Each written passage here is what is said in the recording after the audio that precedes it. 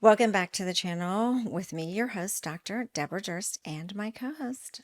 Hey guys, my name is Faraday Goli, and I am a board certified family nurse practitioner at Revitalize MD. So today we are going to talk about andropause, what it is, what kind of treatments are available, what kind of symptoms you would have. But before we do, hit the subscribe button.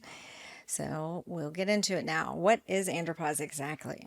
So, andropause is the term for male menopause. It is the symptoms that are associated with the decline of testosterone, typically affecting men as early as their 40s, but mostly into their 50s. Yeah, and testosterone is the primary hormone in men. And so this is when it declines, and it does decline significantly over time. We say about 40% of men at 40, 50% of men at 50, 70 at 70, So and on so and so on. forth Yeah. until you die. And that's just a general term that you can think about but when you're thinking about whether you have low testosterone and you're in your 40s, well, maybe there's about a 40% chance. And one of the So, biggest difference between men and women is that men, this happens gradually over time. yes. And with women, ours isn't a gradual, it's kind of a fluctuation, at least And with then abrupt. progesterone and estrogen. Testosterone probably pretty much does the same thing, but estrogen, progesterone are fluctuating and then they're not. Yeah. So, but basically, what are the symptoms that you have? So it's very similar to what women have when it comes to brain fog, energy, libido that's dropping, body Body composition, composition changes. and So, weight especially for gain. men, it's waistline, abdominal weight gain.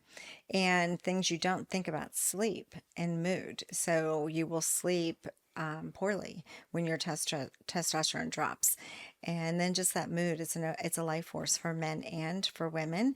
And so this is affects you. You just don't feel the same. You don't have that competitive edge. So if that feels like you, then it's time to have your hormones looked at.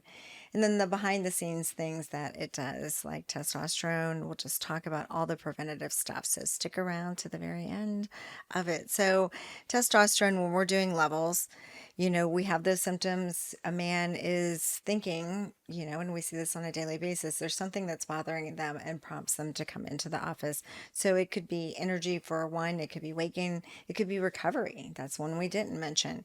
They're just not recovering from their workouts, they're not building muscle like they used to. They have joint aches and pains, or it could be libido and erection issues. So, Typically, I think that's what usually gets guys in the office. Everything else, men, you're really good at explaining away or ignoring until it affects libido and sexual function. yeah. But I think it's really important to note that decreased testosterone is not just about libido and sexual function. It is all those other things. It is also that fatigue, that midday exhaustion. Why am I taking a nap? I am not a Mhm. napper. I'm having a hard time thinking clearly. I'm not as confident. I don't have, I'm gaining weight. I'm in the gym. My recovery is not great. I'm doing all Gotcha. these things and I'm not making gains. What's going on? And then, like Dr. Durst pointed out, the sleep is Mhm. huge and the mood, those as Says, well. and something prompts you to come into the office. So, what we're going to do is sit down with you, talk about your medical history and all those symptoms you are having, get blood work, and then sit back down and talk those numbers. And so, when we're talking numbers and potential treatments, and even we're talking numbers, there's a wide range for testosterone. If you're looking at total testosterone, maybe 300, and it's a little bit less than that, but it's 300 and 900. Use that as an example. That's a wide range. You could have been 900, now you're 300. So, is that really normal? I've done other videos on that. Is it really normal? And because frequently men are told that, but also we want to look at other data points like how are you binding to sex hormone binding globulin, what's your estrogen look like, what's your free testosterone, Which are and bioavailable, all of yeah, that. so there's a It lot of matters. other things that we look at when we're making a treatment plan for men. And then if you have a testosterone that needs to be optimized based on symptoms and a level, then we want to make that decision that's right for you. And there's lots of different options. So that's when we end up talking about what are the options that we can do. And there's a So, lot out there. yeah. Some of them we utilize and some we don't. And that's based on an experience and what we're seeing with men. And so, obviously, test injections are the most common. Let's just start with the most common one Yeah. because there's low T clinics all over the place. It It's what is, primary, if they're doing, they're comfortable with. there's no standard for that, whether it's once a week, twice a week, once every 2 weeks, once a month. We've I seen had it someone all. come in the other day Seen and it say they were all. prescribed once a month. Yeah, no, I've seen that before One too. cc, so 200 milligrams once a month. So what does that say about the provider? It's time to, I mean, if there's a reason that they're sitting down with us. It just means that they're very scared, like they're trying. So I'll give them that, like the provider's trying, but is going to go overly cautious because there isn't like a lot of drive to go and learn that and deep dive into it because the insurance companies are still dictating what you do with it. And so, yeah, And we've it's seen it not all. it's not outlined in school. At least as a nurse practitioner, we did not sit down and talk about hormones in depth in treatment protocols. It was Yeah. a gloss over. So everything that I've learned has been taking that time, getting that extra education, going to conferences, doing additional continued education, and learning this from other providers and research that is non-traditional. And learning every day in the office and with our patients. And so it has been a long education. And for me, even before I put it into practice, it was about 8 years of it just educating because then you have to actually take the time to make it practical too. And then how does that change when you start treating patients based on some science, but maybe this is going well and that isn't. So this has been a long process of about 12 years of perfecting it, and just for us, over 5 at the current location. And so it is a learning process every day, but you want to go to somebody that actually will sit down, talk those numbers, and give you the different options. A test injectable isn't the only option, but there's lots of low T clinics doing that in primary care, dabbling in it, and it's a one size fits all. And that's just not always the best approach for you. But that's why men end up in front of us. So, test injections are one option.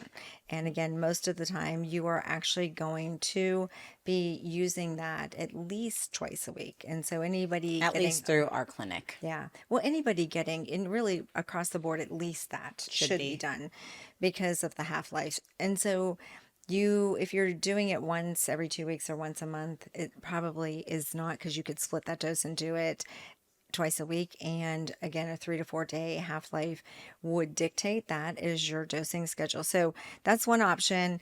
And again, the FDA approved option is an injectable form, but you can have that compounded as well. You can put an astrazole in it. So Which there's is a, an estrogen blocker if needed. so that's a way to customize it for you.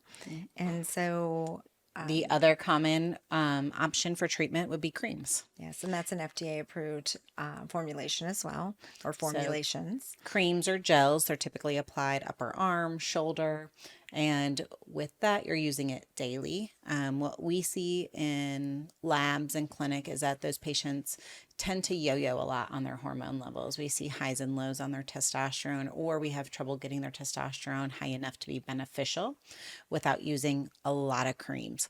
So we're looking at an alternative option for those patients. Yeah, so a lot of fluctuations get you peaks, and peaks get you conversions to things you don't want, such as DHT, which, not that you don't want that, but if you're using it, because DHT is 10 times stronger, so you may feel better, but you could potentially get more in the way of side effects, especially with all It's a those double-edged sword. fluctuations. Yeah, So yeah. important finding that balance and finding a provider that understands how to manage those balances. Yes, and then the estrogen conversion would be higher too. And then just think one little fact that a lot of providers won't, and I haven't heard a lot about, is the 5 alpha reductase that converts testosterone into dihydrotestosterone, or DHT, is in the hair follicle, which is in the skin. So if you're putting it on topically, you'll get more conversions, more in the way of side effects. So if hair loss or thinning is an issue, then creams may not be your friend. And so something to think about, where injectables, you're going underneath the skin and bypassing the hair follicle. And then again, one of our favorite treatments is pellets. And so you can use testosterone in a pellet form as well. And that is a pellet that has basically the hormone and the binder. The binder that we use is cholesterol, because then it helps incorporate it into the fat, and there isn't anything left after. The pellets dissolve, more release when you're active, less release when you're not active, and just a more steady release. But with men, you do get way more in the way of pellets than a woman would get. And so, it's a little bit more of a procedure for men, and you may have some soreness and bruising at the site for But a that's few typically days. pretty quick. within a It week, you is. should be back to all your normal activities without any restrictions. Yes. It's just less of an issue, no brainer for women because it's a small procedure and issue. But like on the plus side, the advantage for men is you don't have to do an oil injection Or a cream. with a deep shot and with a large needle twice a week. Yeah. So that's the advantage. You don't have to worry about any of that and the And we get timing. compliance. Yes. And men love it. So, one of the best ways to get men or women feeling better is pellets, but injectables are another great option. And we just use very little in the way of creams and gels. The other one we didn't talk about because we don't utilize it is oral testosterone because it goes through the liver and it can cause liver toxicity and negative liver enzyme elevation. And I don't think there's an oral formulation FDA approved on the market anymore. And obviously, you can do anything from a standpoint of compounding but a troche is something that goes underneath the tongue and dissolves, and that you can have compounded, but we don't use very often. And it was methyl testosterone that was the oral that was taken Yep. off with the liver. But I think the issue is that when you're using a troche, you still get some oral, but think of troche and creams as that acute, like it'll shoot your levels up, but they don't sustain. So it's a jolt of testosterone and it's not a sustained level. So you just don't feel as well.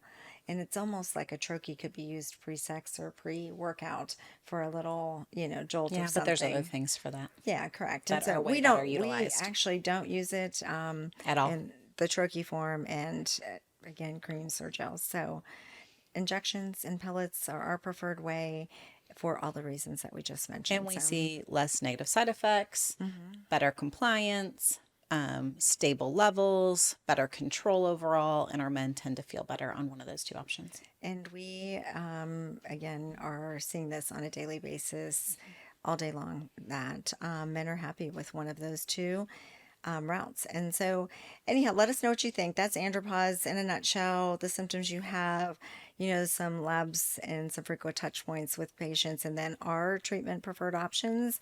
And we'd love to hear what you're on, what you've been offered, what your best treatment option is, what you're happy with, because we want to hear from you. If you want to hear about anything else, we're willing to deep dive into anything sexual wellness or wellness, so just let us know.